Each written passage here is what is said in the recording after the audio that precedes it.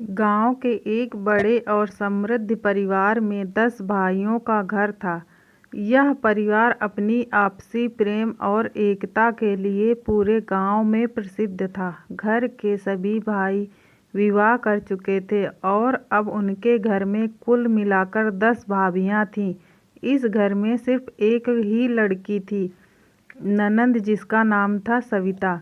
वह घर की सबसे छोटी और सबसे प्यारी थी, इसलिए घर के सभी सदस्य उसे बहुत चाहते थे। भाइयों के बीच इकलौती बहन होने के कारण सविता सभी का दिल जीतने वाली थी। सविता अपने परिवार की इकलौती बेटी होने के बावजूद बहुत सरल और सादा जीवन जीती थी। उसे कभी भी अपने भाइयों या भाभियों से कोई विशेष व्यवहार की आवश्यकता महसूस नहीं हुई, बल्कि वह सभी के साथ बराबरी का संबंध रखना चाहती थी।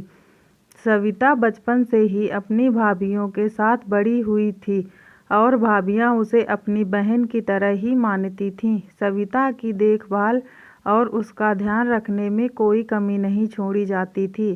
भाभियां उसे सजाने संवारने का शौक सिखाती, घर के कामों में हाथ बटाना सिखाती और साथ ही उसे प्यार से समझाती कि जीवन में आगे कैसे बढ़ना है।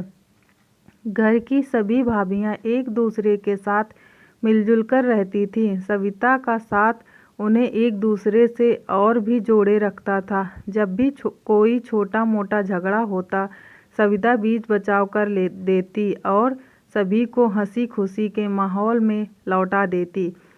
उसकी मासूमियत और बुद्धिमानी से घर में कभी भी बड़ी समस्या नहीं खड़ी होती थी। भाइयों के बीच भी सविता का बहुत खास स्थान था। वे उसे अपने दिल का टुकड़ा मानते थे, चाहे वे कितने भी व्यस्त क्यों न हों। सविता की छोटी से छोटी बात पर भी ध्यान देते। उसके चेहरे पर मुस्कान लाना उनके लिए सबसे बड़ी खुशी थी। सविता अब 22 साल की हो चुकी थी और परिवार में उसकी शादी की बातें होने लगी थी। भाई और भाभियां सभी मिलकर उसके लिए एक अच्छा वर ढूंढना चाहते थे। गांव के लोग भी इस बात को लेकर उत्सुक थे कि इस बड़े और प्रतिष्ठित परिवार की इकलौती बेटी की शादी कैसे होगी। सविता की भाभियां भी उसे शादी के बारे में खूब छेड़ती और मजाक करती। वे उसे सजाने संवारने के नए तरीके सिखाने लगी ताकि वह शादी के समय सबसे सुंदर दिखे। सविता खुद भी शादी के बारे में सोचकर थोड़ी नर्वस और उत्साहित महसूस कर रही थी। सविता की शादी के लिए परिवार के सभी सदस्य एक अच्छे वर की तलाश में जुट गए। वे चाहते थे कि सविता का जीवन साथी समझदार, शिक्षित और संस्कारी हो। सविता की भाभियां भी इस काम में अपनी पूरी रुचि ले रही थीं। वे हर रिश्ते की बारीकी से जांच पड़ताल करती। सविता के लिए एक अच्छा जीवन साथी खोजने के लिए सभी अपनी राय देते।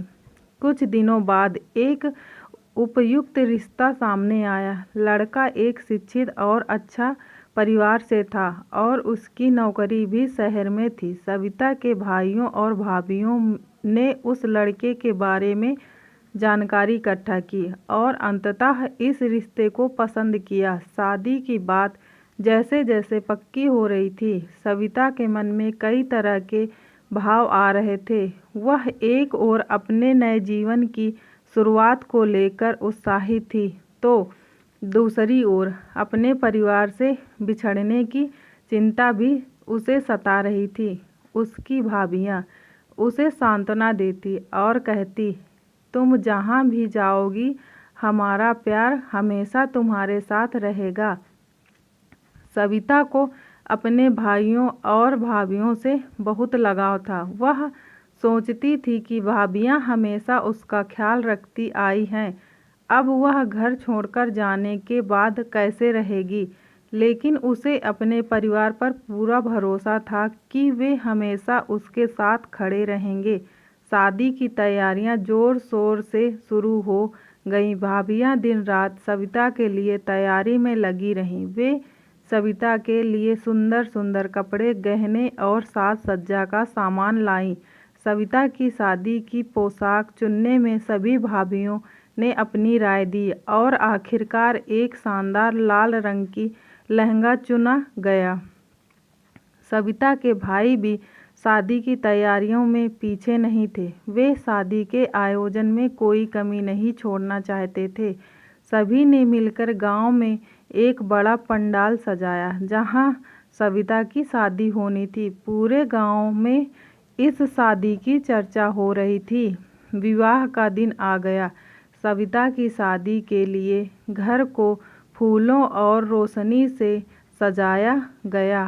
हर तरफ खुशियों का माहौल था। भाभियां सविता को दुल्हन के रूप में सजाने में लगी थीं। सविता जब शादी के जोड़े में सजकर तैयार हुई तो सभी उसकी खूबसूरती देखकर दंग रह गए। उसकी भाभियों ने उसे गले लगाकर ढेर सारी शुभकामनाएं दी। बारात आ चुकी थी और शादी की रस्में शुरू हो गईं। सविता का मन भावुक था, लेकिन वह अपने नए जीवन की शुरुआत को लेकर उत्साहित भी थी। सभी भाई और भाभियां उसके आसपास थे, उसे आशीर्वाद दे रहे थे और उसकी हर इच्छा का ख्याल रख रहे थे। शादी की रस्में पूरी होने के बाद विदाई का समय आ गया। यह पल सविता के लिए सबसे भावुक था। वह सोच रही थी कि अब उसे अपने प्यारे भाइयों और भाभियों से दूर जाना होगा। विदाई के समय उसकी आंखों में आंसू थे और उसकी भाभियां भी अपने आंसू नहीं रोक पा रही थीं। सभी ने उसे गले लगाया और कहा, हमेशा खुश रहना और कभी भी किसी बात की चिंता मत करना, हम हमेशा तुम्हारे साथ हैं। सविता की शादी के बाद उसका नया जीवन शुरू हुआ। उसने अपने ससुराल में सभी का दिल जीत लिया, ठीक वैसे ही जैसे उसने अपने मायके में किया था। उसका पति भी बहुत शानदार और स्नेही था। उसने सविता को हर संभव खुशी दी। सविता का मायका भले ही दूर हो गया हो, लेकिन उसके दिल में उसकी भाभियां और भाइयों की यादें हमेशा बसी रहीं। वह अक्सर अपने मायके जाती और हर बार उसकी भाभियां उसे प्यार और स्नेह से गले लगाती।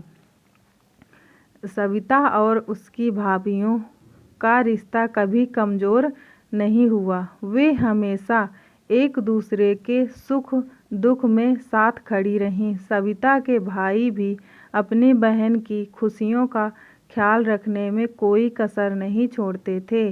इस तरह सविता अपनी भाभियों की दुलारी इकलौती ननद बनी रही और उसकी शादी की कहानी सिर्फ उसकी नहीं बल्कि उसके पूरे परिवार की एकता और प्रेम की कहानी। सविता की कहानी यह दर्शाती है कि परिवार में प्रेम, स्नेह और एकता से बड़ा कोई रिश्ता नहीं होता। चाहे जीवन में कितनी भी मुश्किलें आएं, परिवार का साथ हर चुनौती को आसान बना देता है। दोस्तों, अगर आपको मेरी यह कहानी पसंद आई हो तो मेरी वीडियो को लाइक कीजिए, चैनल को सब्सक्राइब कीजिए और कमेंट करके ज़रूर बताइएगा कि यह कहानी आपको कैसी लगी। धन्यवाद।